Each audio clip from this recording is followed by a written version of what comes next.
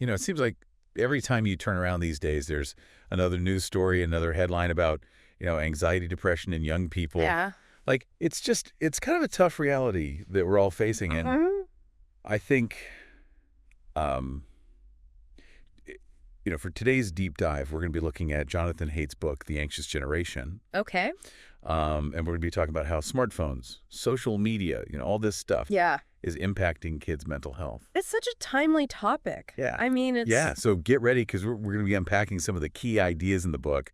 Yes. And you might even end up rethinking your own relationship with technology by the time we're done. That's right. Yeah. So what I think is so interesting about Haidt's work is he goes beyond just saying, smartphones are evil or tech is bad. He kind of looks at like the bigger picture of what's going on with childhood, like how has childhood changed over the past few decades. Yeah. And so it's kind of putting it in context. Right. Right. So what for you is like his most compelling point? What really jumps out at you from the book? I think one of the things that really stood out to me was this idea of the vanishing childhood. The vanishing childhood. Yeah, he argues that kids today are missing out on these crucial experiences that previous generations just took for granted, Yeah. Especially like unstructured, adventurous play. Yeah, like going out in the neighborhood, building forts, playing in the woods, like just that kind of Exactly. free-range kid stuff that we all... Yeah. I mean, remember those days? Oh, totally. Like I was always outside. I feel like Right. my parents had no idea where I was. Right.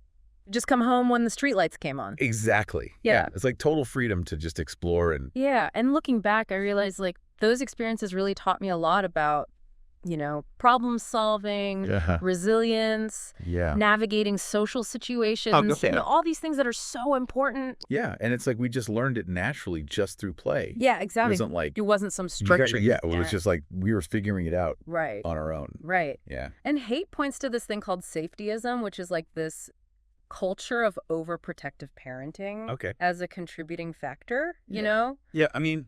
It makes sense. Parents are concerned about their kids' safety. Yeah. But by constantly hovering, preventing any risk-taking, it's like, are they actually limiting their kids' ability to face challenges head-on? Right. It's like they're not learning how to deal with the hard stuff. Exactly. When it comes. Yeah. Yeah. And he also notes that, changes in urban design, how our cities are built, Right. These car-centric environments Right. make it harder for kids to just roam free and have those. Yeah. It's not as safe Right. in a lot of places to just let your kids Exactly. just be out Yeah. by themselves. Yeah. Yeah. Yeah.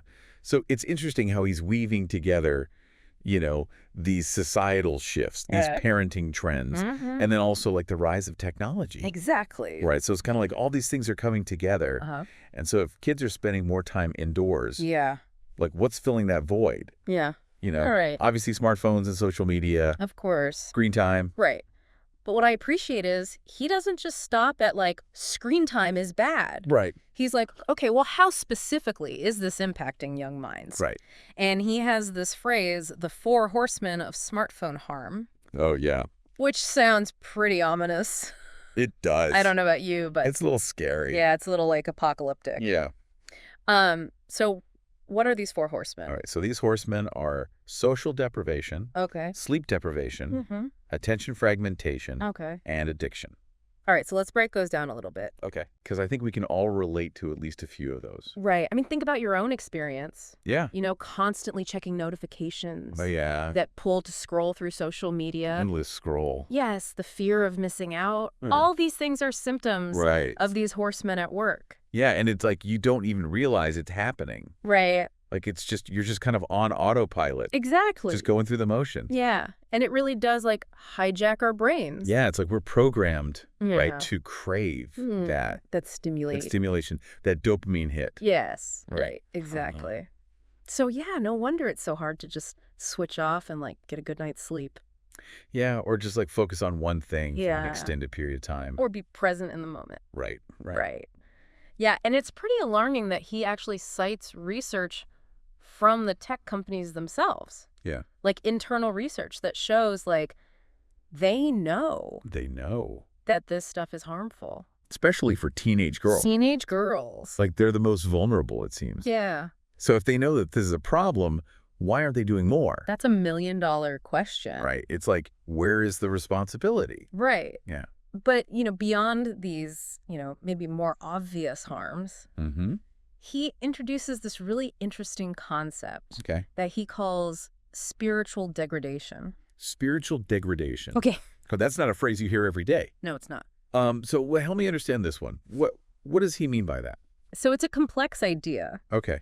But basically, he's arguing that the digital age has eroded these traditional ways that we used to find meaning and purpose. Yeah, like what kind of things are you talking about? Think about, rituals, community gatherings, shared experiences that connect us to something larger than ourselves. Right. He suggests that these things have been diminished in the digital world. So it's like we've traded the real world connection and experiences for these virtual ones. Yeah. And maybe something's getting lost in the translation.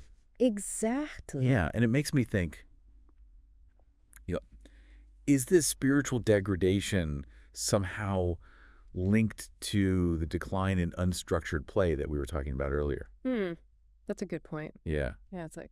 if kids aren't having those opportunities to just explore, connect with the world around them, like maybe that's why they're having trouble finding their place. Finding that meaning. Yeah. Yeah, that's a really interesting connection. And it just shows how all these different aspects of Haith's argument are really intertwined. Yeah, it's complex. It is. It's not simple.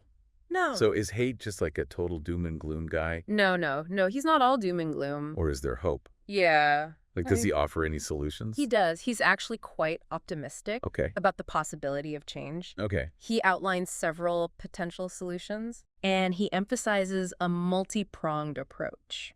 Okay, so it's not just like one thing? No, it's not just one thing. That's going to fix it? It's going to take governments, the tech industry, schools, and, of course, parents.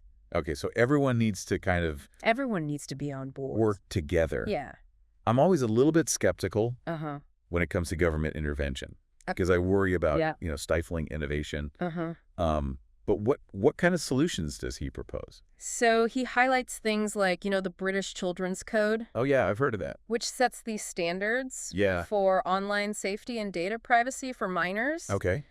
He advocates for tech companies to implement more robust parental controls and design devices that are age-appropriate. Okay, so it's like thinking about the design of the devices themselves. Right. Yeah. From the beginning. Interesting. And then in schools, he suggests, limiting smartphone use. Oh, that's a tough one. During class time? Yeah. Increasing recess? Okay, more play. More play. More unstructured time. Exactly. And promoting physical activity. And face-to-face interactions.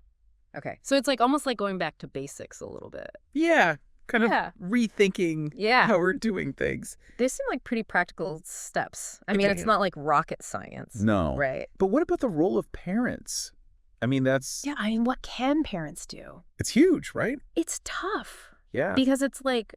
I mean, you want to protect your kids. Yeah. You want them to be safe, but you also don't want to... You don't want to shelter them. Shelter them. Too much. Yeah. So it's about finding that sweet spot. Right. Between protecting children and giving them space to explore and learn from their own experiences. The balancing act, for sure. It is. Yeah. So Haith suggests things like delaying the introduction of smartphones.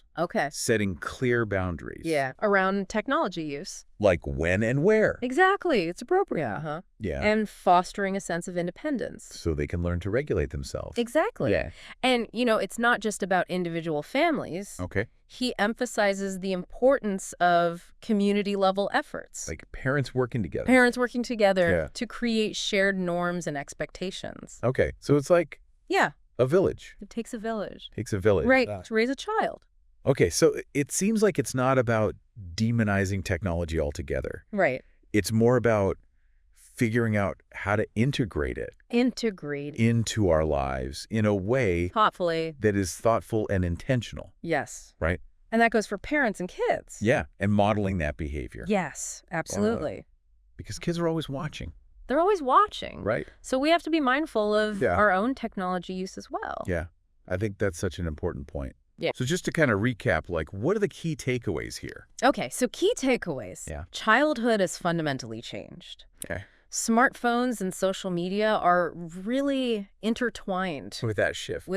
Yeah. And while there are these valid concerns, we're not powerless. Right. We can take action Okay. to mitigate the negative impacts. I love that. That's a good message. Yeah, there's hope. There's hope. Yeah. Yeah. And it's not just on like the big institutions. It's on all of us. Yes, it's on all of us. As individuals. We should make conscious choices. Yeah. To be more mindful. Yes. Yeah. I love it. So I want to leave our listeners with just one final thought. All right. If we acknowledge that the digital age has changed the game, like maybe it's time to rethink our definition of success for young people. It's a good point. It's not just about grades, right. Academic achievement. It's not just about getting into the right college. Right. It's about nurturing their emotional well-being. Their resilience. Their resilience. Their sense of purpose. Their sense of purpose and their ability to navigate this complex world. Both online and offline. Yes. Exactly. Yeah, it's the key. Yes. So much to think about. Yeah, it's a lot. Well, thank you so much for joining us on this deep dive. I hope it gave you some food for thought. I hope so, too. And maybe even inspired you to take some action in your own life. That would be great. Even though technology has transformed childhood, we have the power to shape its impact. Absolutely. And to raise a generation that thrives. That's our goal. I love it. Yes. Awesome. Well, thanks again for being here. Thank you. We'll see you next time. See you later. Bye. Bye.